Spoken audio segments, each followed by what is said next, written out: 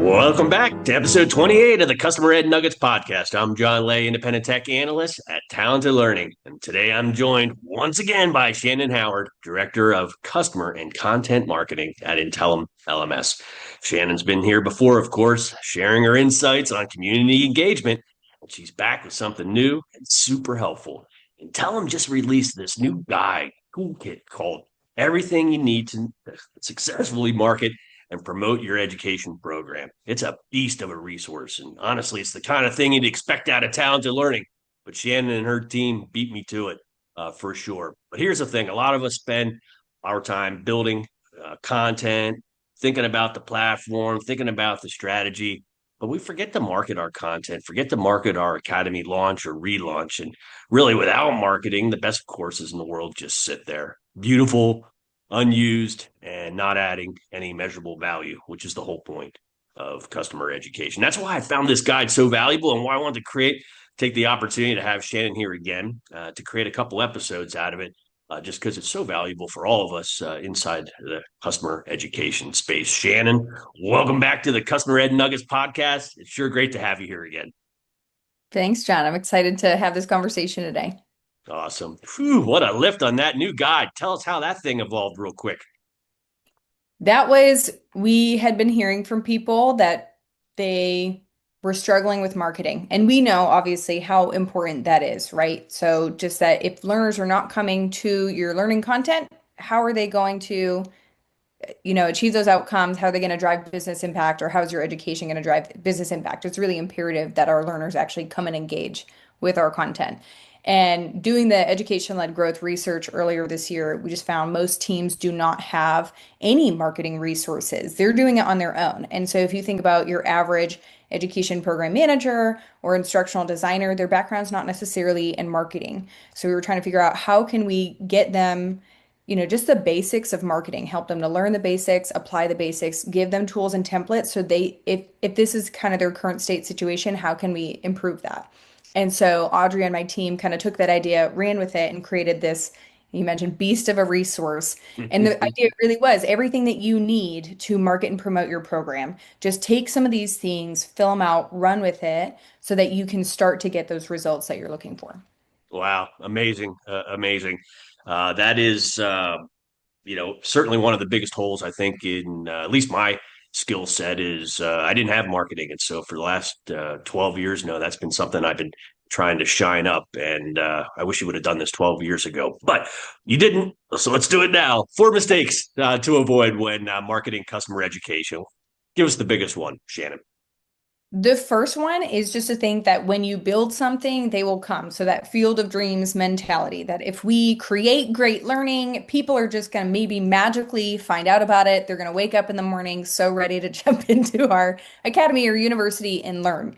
But really, we have to put dedicated time and effort and attention into actually driving people to learning and then driving them back to continue learning. So just not thinking that once we create something that people are going to somehow find out about it.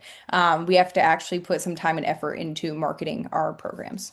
People for years been saying this, but it's amazing how easy this mistake is to make. Mhm. I Oh, think yeah. I think this people just continue to make this mistake over time. I make this mistake over time because it's so it's easy to make because the marketing piece is almost as big as a piece if you think about it as the overall program, or at least in importance. And so a lot of times you run out of time. And so what ends up happening, I'll take number two, is that you're doing all this work and then you're like, oh my gosh, we got to get this thing out. And you do all your efforts in marketing and you promote it at launch and you're like, now we've got the other 10,000 things we've been putting off. We got to work on, and you kind of forget about it.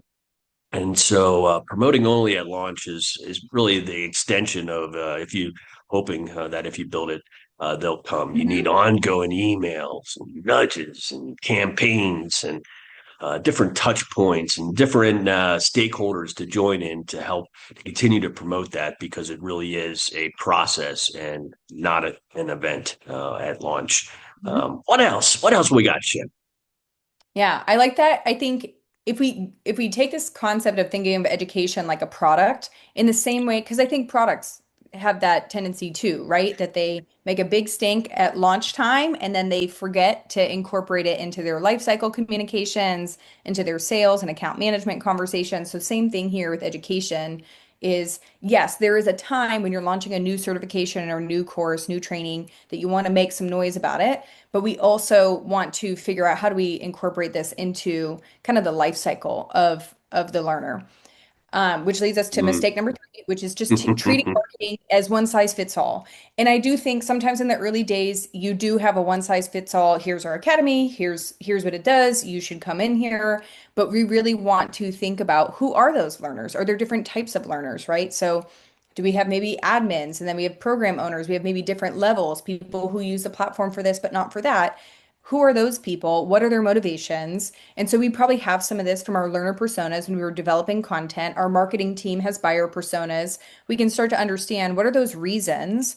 I did this as a education kind of product manager was I went and talked to people and said, "Hey, talk to me about not just the last time you learned something from us, but the last time that you had to learn something for work. What did you do? What was it? Where did you go? How did you determine what resource?" And I'm trying to understand these motivations so that I can target my not just figure out where are you going, right? So if you're going to Google to search, then my content needs to be optimized for search. And I want to understand your motivation for learning, how you're searching for learning, and then what I'm also listening for. What are those things that I'm hearing people say all the time and using that in my marketing so that I'm speaking the language of the learner and not just kind of generically, here's what we want to say about our academy, but hey, this is John on the other end of the screen, and here's his pain and his problem and how we're here to help. And here are words that I know that he's probably thinking using in his communication. Let me use those in my marketing. It's so important. It's so important because guess what?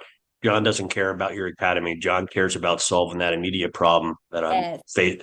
facing right now. And so targeting information to me and how I'm using your products and services is critical because all the extra stuff is just extra stuff that gets in the way. And then I think the last thing I'll wrap this up here is, I think the last mistake to avoid is forgetting learner motivations. You hit on it a little bit about that, but I find I do this all the time. I just delivered a live webinar here the other day, yesterday, as it turns out, and I worked on it for a whole week. And I'm doing my review session the day before the webinar is, and they said, "Where's your slide about? What's in it for me?" And I was like, "Huh." How about that? I'm still 30 years into my career, sometimes forgetting how important that is. And really every single piece of content, every program, really every action that you're asking your customers to do, there has to be a what's in it for me, for them. They have to understand why they need to invest the time or how they're going to do it and what they're going to get out of it. And to really focus on that as a marketer and make sure that you're tying those connections between their motivations and really what they're trying to achieve, I think is paramount in your success, or one piece of the stool of your success. So Mhm. there you have it. Those are the four mistakes to avoid. Assuming if you build it, they'll come automatically, especially if you're silly enough or strapped enough to only promote at lunch, or if you ignore segmentation and really how to personalize and adapt your content to the exact person and really the exact role that needs it.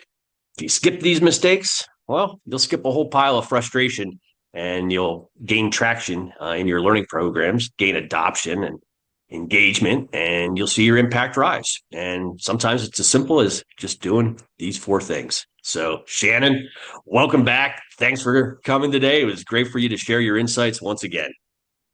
Thanks for having me, John. Bye, Cool. everybody. Bye, everybody. Thanks again for tuning in. You can download Intellum's marketing toolkit via the link here down below in the description. And of course, you can find more of our fiercely independent customer education resources at talentedlearning.com. Thanks, everyone, and have a great day.